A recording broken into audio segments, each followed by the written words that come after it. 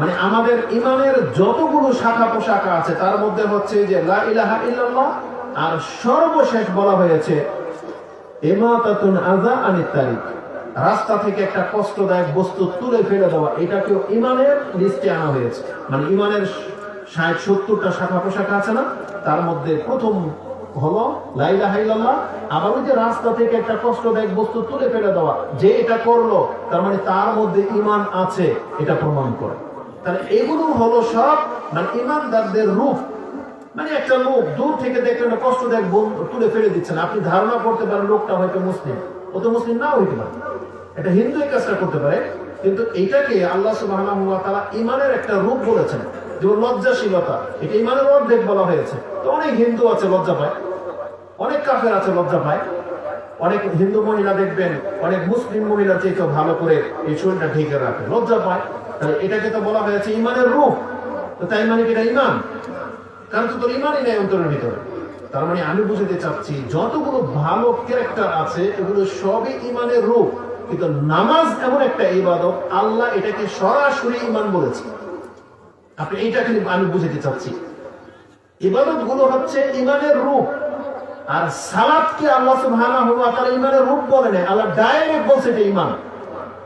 তার মানে যার ঈমান নাই তার সালাত নাই, যার সালাত নাই তার ঈমান নাই। এইভাবে যেমন আল্লাহ সুবহানাহু ওয়া তাআলা সূরা বাকারার মধ্যে 142-43 যে আয়াতগুলো আছে, কিবলা পরিবর্তন হওয়ার ঘটনা, তাতে যখন কিবলাকে পরিবর্তন করে দেওয়া হলো তখন অনেকের কাছে এটা প্রশ্ন জাগলো, এতদিন যে আমরা বাইতুল মুকাদ্দাসের দিকে ফিরে সালাত আদায় করেছি সেটার কি হবে? তখন আল্লাহ সুবহানাহু ওয়া তাআলা এই আয়াত নাযিল করে দিয়েছেন, ওয়ামা কানা আল্লাহু লিইউযিয়া ঈমানাকুম। আল্লাহ সুবহানাহু ওয়া তাআলা ঈমানাহুম, আল্লাহ তাদের ঈমানকে নষ্ট করবেন না। অথচ এখানে আলোচনা কিন্তু সালাতের। কিসের আলোচনা? তারা বাইতুল মুকাদ্দাসের দিকে ফিরে সালাত আদায় করছিল। আল্লাহ বলতেছেন ওমা কানা আল্লাহু লিইউযিয়া, আল্লাহ এমন নন যে তাদের ঈমানগুলোকে নষ্ট করে দিবেন। অথচ আল্লাহ এখানে বলতেন সালাতাকুম, আল্লাহ তোমাদের সালাতগুলোকে নষ্ট করবেন না। অথচ আল্লাহ বলছেন ঈমানাকুম, আল্লাহ তোমাদের ঈমানকে নষ্ট করবেন। তার মানে ইমাম বুখারী রাহিমাহুল্লাহ, এটা যে আমরা একটা আয়াত পড়ে নিলাম আর ফতোয়া দেওয়া শুরু করে দিলাম, ব্যাপারটা কিন্তু এমন না। আমাদের আকীদার ইমাম যিনি, ইমাম বুখারী রাহিমাহুল্লাহ, তিনি তার কিতাবে ঈমানের অধ্যায়ে হাদিস এনেছেন। এটা আপনি 2 নম্বর পর্বের 30 নম্বর 2 নম্বর অধ্যায়ের 30 নম্বর পর্বে সম্ভবত পেয়ে যাবেন। এই বাব হচ্ছে as-সালাতু মিনাল ঈমান। এই সালাত হচ্ছে ঈমানের অন্তর্ভুক্ত। এটা বলে দিয়ে তিনি ওই আয়াতটা এনেছেন যে আল্লাহ এমন নন যে তোমাদের ঈমানকে নষ্ট করে দিবেন। এখানে আল্লাহ সালাত শব্দের জায়গায় ঈমান শব্দ বলেছেন। এটা হচ্ছে আমাদের সালাফদের আকীদা। তার মানে সালাত হচ্ছে ঈমান।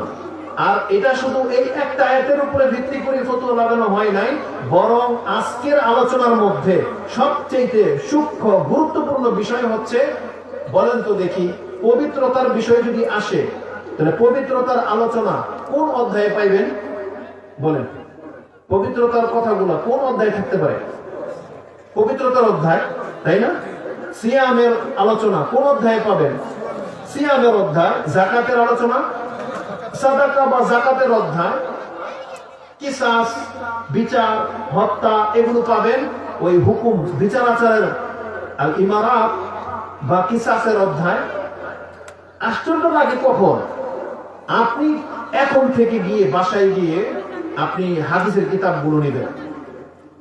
আশ্চর্য হইবেন তখন যখন দেখবেন ঈমানের অধ্যায়ে সালাতের আলোচনা আসছে অনেক বেশি। মানে নামাজ না পড়লে হুকুম কি, এই আলোচনা সালাতের অধ্যায়ে না এনে ইমাম বুখারী ঈমানের অধ্যায়ে এনেছেন, ইমাম মুসলিম ঈমানের অধ্যায়ে এনেছেন, ইমাম তিরমিজি ঈমানের অধ্যায়ে এনেছেন। অথচ আলোচনা সালাতে।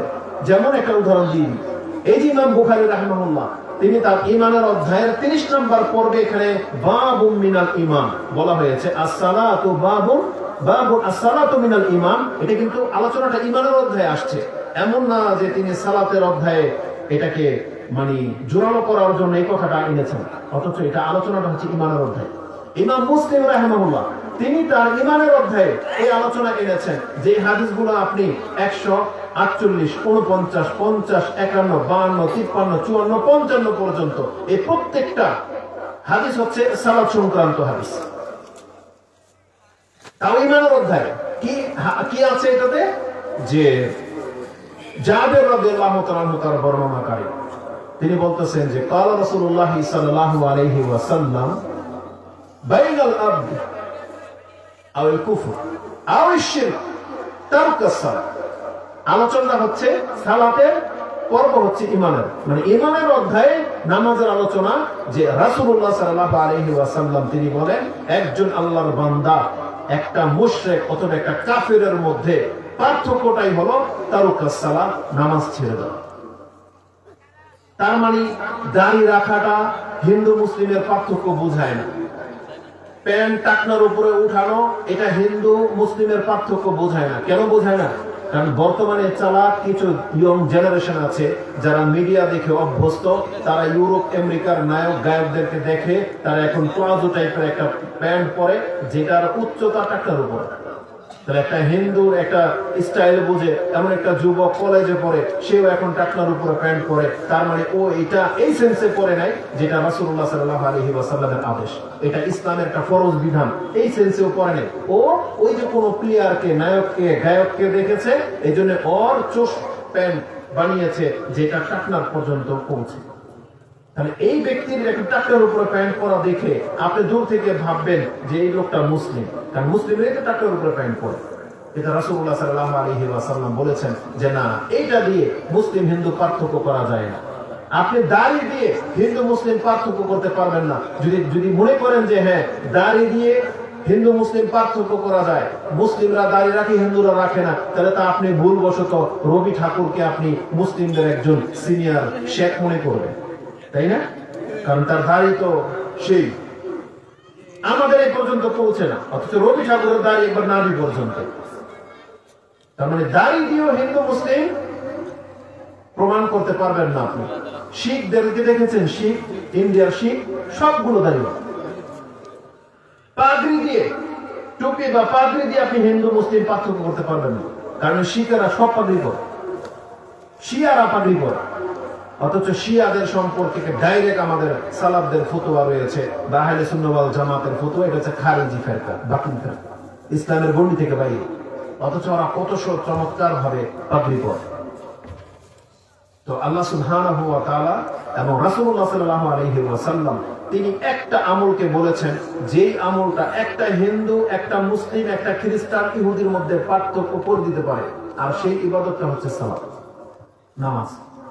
কারণ হিন্দু মুসলিম কোনোদিন নামাজ পড়বে না মুসলিম ছাড়া। একটা মুসলিম ছাড়া কোনো ব্যক্তি, কোনো কাফের কোনোদিন সালাত পড়বে না। ওরা উপবাস থেকে ফেলতে পারে, মানে সিয়াম যেটা আমরা বলি, কোনো হিন্দু উপবাস থাকতে পারে। হজ, মক্কা ঘরের তাওয়াফ করা কোনো হিন্দু আপনার পাসপোর্ট জালিয়াতি করে ঢুকে যেতে পারে। কিন্তু সালাত এমন একটা ইবাদত, এটা একমাত্র মুসলিমরাই করে থাকে আজও পর্যন্ত। সালাতকে বলা হয়েছে হিন্দু মুসলিমদের মধ্যে বা অমুসলিমদের মধ্যে আর মুসলিমদের মধ্যে পার্থক্যকারী, রাসূলুল্লাহ সাল্লাল্লাহু আলাইহি ওয়াসাল্লাম বলেছেন। এবং তিরমিজি এবং ইবনে মাজাতে, নাসাইতে যে ভাষাগুলো আসছে, বলছে আল আহাদুল্লাযী বাইনানা ওয়া বাইনাহুমুস সালাত ফামান তারাকাহা ফাকাদ কাফারা। রাসূলুল্লাহ সাল্লাল্লাহু আলাইহি ওয়াসাল্লাম বলেছেন, পৃথিবীর মানুষ তোমরা শুনে রাখো, আমরা যখন কারোর সাথে বায়াত গ্রহণ করব, তাহলে তাদের সাথে আমাদের এটা চুক্তি থাকবে, এটা ওয়াদা থাকবে যে তুমি ইসলাম গ্রহণ করলে তোমাকে সালাত আদায় করতেই হবে, যদি তুমি সালাত আদায় না করো, ছেড়ে দাও, তাহলে তুমি কাফের। এই ওয়াদা থাকবে। তাদের সাথে আমাদের একটা চুক্তি থাকবে সালাতে, যারা সালাত করবে তারাই মুসলিম, সালাত না করবে কেউ মুসলমান না। এইভাবে যে ব্যক্তি সালাত ছেড়ে দিলে সে কুফরি করবে। এই হাদিসগুলোর আলোকে আমাদের সালাফগণ, ইমামগণ এই ফতোয়া নির্ণয় করতে বাধ্য হয়েছেন যে যাকে রাসূল সাল্লাল্লাহু আলাইহি সাল্লাম মুসলিম বলেননি, কাফের বলেছেন, তাহলে আমরা কোন সেন্সে, এই কোন বাক্য দিয়ে আপনাকে ট্রান্সলেট করব? এই জন্য তারাও কুফরি শব্দে বলেছেন যে বেনামাজি আর মুসলিম থাকে না। এটা আমাদের দোষ না। এখন কি বড় কুফরি না ছোট কুফরি, এটা আপনাদের ওই মাজাবি হুজুরগুলো গিয়ে তর্ক করেন। আমরা ওই কাইল নই, আমরা এটা এই দায়িত্ব নেব না আপনার কাছ থেকে।